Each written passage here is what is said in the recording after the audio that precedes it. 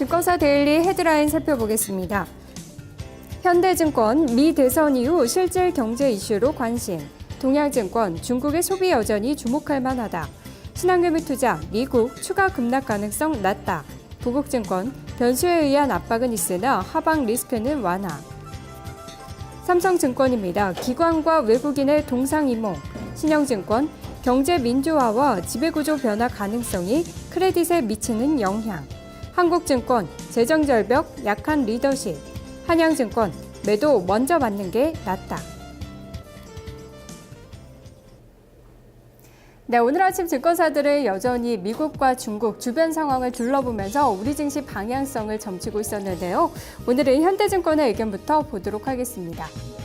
미 대선 이후에 대해서 살펴보고 있습니다. 미 대선 이후 실질 경제 이슈로 관심이 이동할 것이라는 이야기 전하고 있습니다.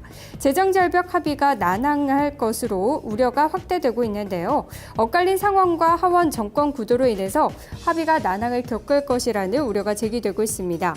재정절벽의 핵심은 소득세율 환원과 재정 지출의 축소인데 앞으로 진통은 있겠지만 결국 시간의 문제일 뿐 최종적으로 합의를 도출할 것으로 기대하고 있습니다.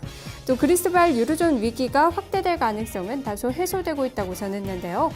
그리스발 유로 우려에 대해서는 과반수의 확보로 그리스 긴축안이 극적으로 의회를 통과했기 때문에 그리스발 유로존 위기가 재현될 가능성은 크지 않고 또 이는 증시의 하방 경직성 강화에 긍정적으로 작용할 것이라고 봤습니다. 시장은 변동성이 확대될 것으로 봤는데요. 경기 방어 업종의 강세가 당분간 이어질 것이라는 전망하고 있습니다. 국내 증시 2주간 업종별 수익률 패턴을 따져봐도 에너지를 필두로 헬스케어나 필수 소비재, 통신 등이 초과 수익을 기록했습니다. 이런 흐름은 경기 회복 신호가 가시화되기 전까지는 계속 이어질 것이라고 내다봤습니다. 다음으로 동양증권의 의견 보도록 하겠습니다. 중국의 소비 여전히 주목할 만하다라는 제목인데요. 중국 투자 중심의 부양정책 기대는 다소 힘들 것이라고 예상했습니다. 전일 18차 당대회에서 후진타오 주석은 2020년까지 2010년 GDP 대비 2배를 달성하겠다라는 계획을 세웠는데요. 이는 향후 연평균 7% 성장이면 달성할 수 있는 목표이기 때문에 강력한 성장성 재고 정책에 대한 기대감은 다소 버릴 필요가 있다고 봤습니다. 하지만 중국의 소비에 대한 관심은 여전히 유효하다고 전했는데요. 정부가 정책적으로 성장보다는 분배에 관심을 보이고 있는 상황이기 때문에 중국의 구매력이나 실질 임금도 빠르게 상승하는 모습을 보여주고 있다는 점 긍정적으로 보고 있습니다. 따라서 중국 관련 소비주에 주목할 필요가 있다는 결론 내리고 있습니다. 마지막으로 신한금융투자의 의견 보도록 하겠습니다. 미국 쪽 살펴봤는데요. 미국이 추가적인 급락을 할 가능성은 낮다고 봤습니다. 재정절벽 이슈가 부각되고 있는 추세인데요. 하지만 또 경제지표 PER을 감안할 시 추가적인 급락의 가능성은 제한적이라는 이야기를 하고 있습니다. 2009년 이후 S&P 500 지수의 PER은 미국 신용등급 강등대를 제외한다면 대체적으로 -1 표준편차 수준에서 지지가 됐었는데요.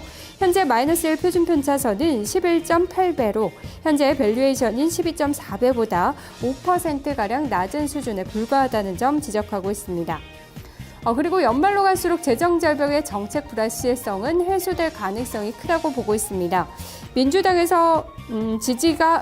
대한 지지가 의석수 기준으로 4년 전보다 더 강화됐다는 점에서 민주당이 향후 전국의 주도권을 잡을 가능성이 높다고 봤고요. 또 2009년 이후 정책 불확실성이 지금보다 높았던 적이 단 4번에 불과한 상황인데요. 그 당시에는 GM의 파산 신청이나 피그스 국가의 구제금융 신청 등 여러 가지 특수한 상황이었다고 지적했습니다. 따라서 지금은 조정 시 매수의 관점으로 대응하자고 밝혔습니다.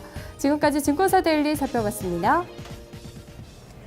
네, 증권사 데일리를 보니까요. 미국과 중국 양쪽을 다 바라보고 있습니다. 허준식 해설위원과 함께 짚어보겠습니다. 허연이 안녕하세요. 네, 안녕하십니까. 네, 오늘의 리포트 어떻게 보셨나요? 네, 중국의 소비 확대 수혜군에 대한 이야기가 좀 많은데요. 일단 중국 시진핑 시대가 성장보다는 이제 안정을 중시하는 시대이고 또 이제 18기 중국 전당대회에 들어가면서 개인 소득에 대한 목표치가 처음으로 발표되면서 중국이 이제 소비 주도 경제로 나간다는 방향을 한 단계 더 구체화했다는 그런 시각이 많습니다.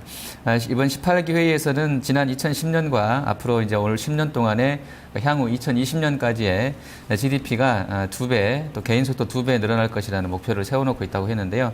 이와 관련해서 소비 수준이 확대될 것이라는 근거하에 IT형 자동차, 또 유통, 음식료, 항공, 화장품, 여행, 카지노 등 중국의 소비 확대 직접적으로 영향을 받는 업종에 주목하자고 이야기하고 있습니다. 네, 그러면 베스트 리포트로는 어떤 리포트를 선정하셨나요? 네, 역시 같은 맥락의 리포트 가져왔는데 현대증권 리포트입니다. 지금 재정절벽 관련 우려가 미국 증시뿐만이 아니라 국내 증시의 투자 심리를 위축시키고 있고요. 또 이 1분기에, 내년 1분기에는 이 재정절벽 우려 때문에 실제로 성장 훼손이 될 것이라는 점이 문제라고 이야기를 하고 있습니다. 다만 이제 정부 주도의 경기 부양 노선을 채택한 오바마 정부의 이런 오바마 정부와 상하원 의회가 현재 개선세를 보이고 있는 미국 성장률을 훼손시키면서까지 관련된 합의들을 미루지는 않을 것으로 판단했기 때문에 당분간 진통은 있겠지만 최종적으로는 부채 한도 증액과 함께 합의를 도출할 수 있을 것으로 낙관을 했습니다. 그리고 현재 국내 증시는 이제 섹터별로 보면 미국보다는 중국 쪽에 좀 더 주목하고 있다고 봤는데요.